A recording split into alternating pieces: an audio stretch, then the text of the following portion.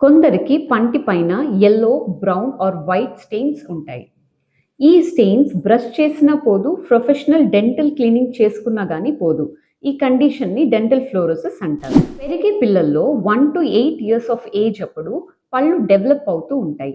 ఈ ఏజ్‌లో ఎక్కువ ఫ్లోరైడ్ తీసుకోవడం వల్ల ఈ ఎక్సెస్ ఫ్లోరైడ్ డెవలప్ అవుతున్న ఎనామెల్ ఫార్మేషన్ అండ్ మినరలైజేషన్‌ని ఆల్టర్ చేసి పళ్ళు పైన మచ్చలు ఏర్పడతాయి. ఫ్లోరైడ్ వాటర్‌లో సహజంగా ఉండే ఒక మినరల్.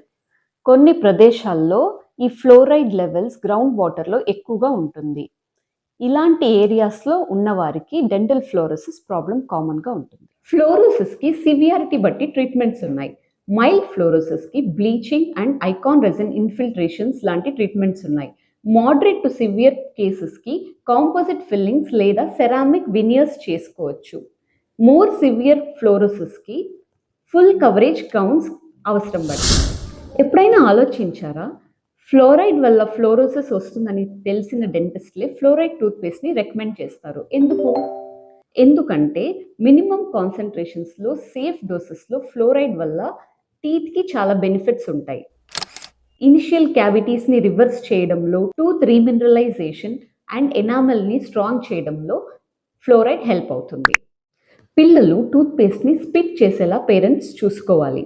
1-2 ఇయర్స్ ఏజ్ ఉన్న పిల్లలకి నాన్ ఫ్లోరిడేటెడ్ టూత్‌పేస్ట్ యూజ్ చేయాలి. 2 ఇయర్స్ పైన పిల్లలు స్పిట్ చేయగలిగితే ఫ్లోరైడ్ టూత్‌పేస్ట్ జస్ట్ బియ్యం గింజంత యూజ్ చేస్తే సరిపోతుంది.